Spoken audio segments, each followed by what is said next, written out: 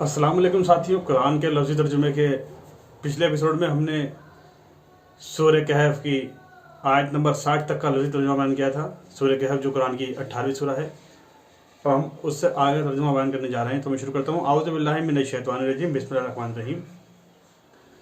پھر جب وہ دونوں دریاؤں کے سنگم پر پہنچے تو وہ اپنی مچھلی بھول گئے، تو اس مچھلی نے اپنا راستہ بنا لیا دریا میں سرنگ کی طرح۔ پھر جب وہ آگے چلے تو موسیٰ علیہ السلام نے اپنے شاگرد کو کہا، ہمارے لیے صبح کھانا لاؤ، البتہ ہم نے اپنے اس سفر سے بہت تھکان پائی ہے۔ اس نے کہا، کیا آپ نے دیکھا جب ہم پتھر کے پاس ٹھہرے تو بے شک میں مچھلی بھول گیا، اور مجھے نہیں بھلایا مگر شیطان نے کہ میں آپ سے اس کا ذکر کروں، اور اس نے بنا لیا اپنا راستہ دریا میں عجیب طرح سے۔ موسیٰ علیہ السلام نے کہا، یہی ہے وہ مقام جو ہم چاہتے تھے۔ پھر وہ دونوں لوٹے اپنے نشانات قدم پر دیکھتے ہوئے۔ پھر انہوں نے ہمارے بندوں میں سے ایک بندہ خضر علیہ السلام کو پایا۔ اسے ہم نے اپنے پاس سے رحمت دی، اور ہم نے اپنے پاس سے علم دیا۔ موسیٰ علیہ السلام نے اس سے کہا، کیا میں تمہارے ساتھ چلوں اس بات پر کہ تم مجھے سکھا دو اس بھلی راہ میں جو تمہیں سکھائی گئی ہے؟ اس خضر علیہ السلام نے کہا، بے شک تو میرے ساتھ ہرگز صبر نہ کر سکے گا۔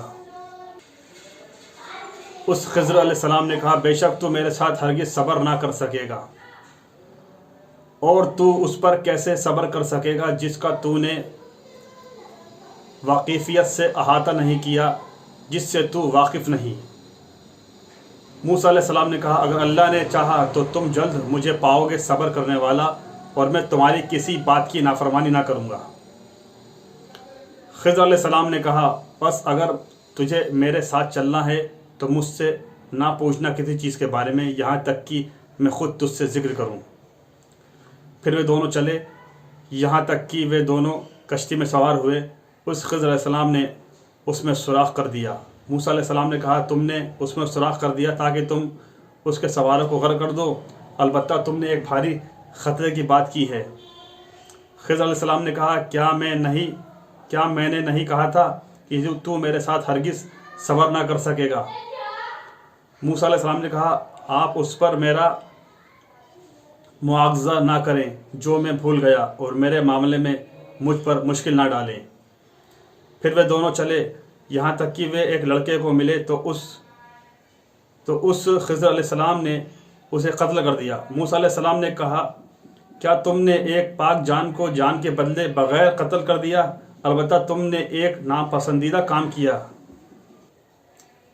خضر علیہ السلام نے کہا، کیا میں نے تجھ سے نہیں کہا تھا کہ تو میرے ساتھ ہرگز صبر نہ کر سکے گا؟ موسیٰ علیہ السلام نے کہا، اگر اس کے بعد میں تم سے کسی چیز کے بارے میں پوچھوں تو تم مجھے اپنے ساتھ نہ رکھنا، البتہ تم میری طرف سے پہنچ گئے ہو حد عذر کو۔ پھر وہ دونوں چلے، یہاں تک کہ ایک گاؤں والوں کے پاس آئے۔ انہوں نے اس کے باشندوں سے کھانا مانگا تو انہوں نے انکار کر دیا ان کی ضیافت کرنے سے۔ پھر انہوں نے وہاں ایک دیوار دیکھی جو گرا چاہتی تھی، تو خضر علیہ السلام نے اسے سیدھا کر دیا۔ موسیٰ علیہ السلام نے کہا، اگر تم چاہتے تو اس پر تم اجرت لے لیتے۔ اس نے کہا، یہ میرے اور تمہارے درمیان جدائی ہے، اب میں تمہیں تعبیر حقیقت حال بتائے دیتا ہوں جس پر تم صبر نہ کر سکے۔ رہی کشتی، سووے چند غریب لوگوں کی تھی جو دریا میں کام محنت مزدوری کرتے تھے، اور ان کے آگے ایک بادشاہ تھا جو ہر اچھی کشتی کو زبردستی پکڑ لیتا، چھین لیتا۔ سو میں نے چاہا کہ اسے عیبدار کر دوں۔ اور رہا لڑکا تو اس کے ماں باپ دونوں مومن تھے، سو ہمیں اندیشہ ہوا کہ وہ انہیں سرکشی اور کفر میں نہ پھنسا دے۔ بس ہم نے ارادہ کیا کہ ان دونوں کو ان کا رب بدلہ دے جو پاکیزگی میں اس سے بہتر اور شفقت میں بہت زیادہ قریب ہو۔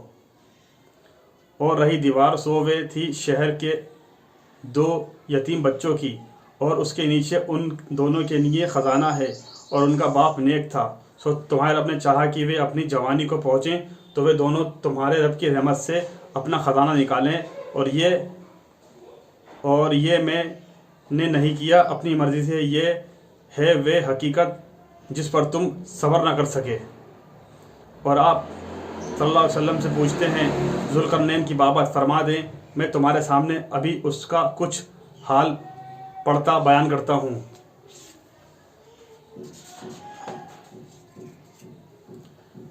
بے شک ہم نے اس کو زمین میں قدرت دی اور ہم نے اسے ہر شے کا سامان دیا تھا، سو وہ ایک سامان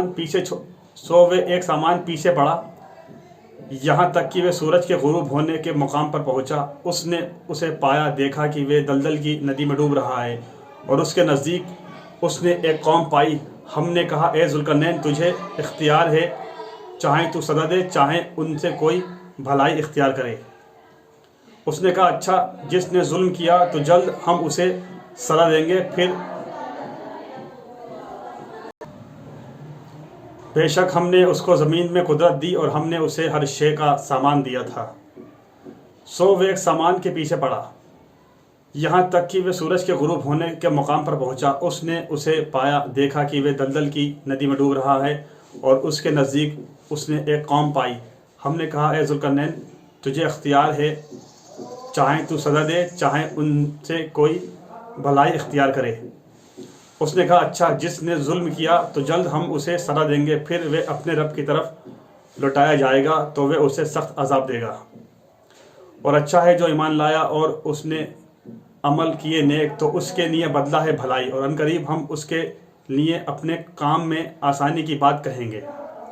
پھر وہ ایک اور سامان کے پیچھے پڑا یہاں تک کہ وہ سورج کے طلوع ہونے کے مقام پر پہنچا، تو اس کو پایا، دیکھا کہ وہ ایک ایسی قوم پر طلوع ہو رہا ہے جن کے لیے ہم نے اس سورج کے آگے نہیں بنایا تھا کوئی پردہ اوٹ۔ ساتھیوں، آج ہم نے سورہ کہف کی آیت نمبر 61 سے لے کر آیت نمبر 90 یعنی 61 سے لے کے 90 تک کا لفظی ترجمہ بیان کیا۔ انشاءاللہ اگلے ایپیسوڈ میں ہم سورہ کہف کو مکمل کرنے کی، اس کو کمپلیٹ کرنے کی پوری کوشش کریں گے انشاءاللہ تعالی۔ جب تک آپ ان قرآن کے لفظی ترجموں کو شیئر کرتے آئیے، عوام میں پھیلاتے آئیے، ان ویڈیو کلپس کو عام کرتے آئیے، ہر انسان تک پہنچاتے جائیے۔ اللہ تعالیٰ کہنے سننے سے زیادہ ہمیں عمل کی توفیق عطا فرمائے، اور ہمارے کبیرہ صغیرہ گناہوں کو معاف فرمائے، اور ہماری ہر مشکل کو آسان کرے، اور اپنی رحمت، اپنی برکت، اپنی شفقت، اپنا کرم ہمارے پر نازل کرے۔ اس کے ساتھ آپ سے اجازت چاہتا ہوں، انشاءاللہ اگلے ایپیسوڈ میں آپ سے ملاقات کرتے ہیں۔ تب تک کے لیے السلام علیکم ورحمۃ اللہ وبرکاتہ۔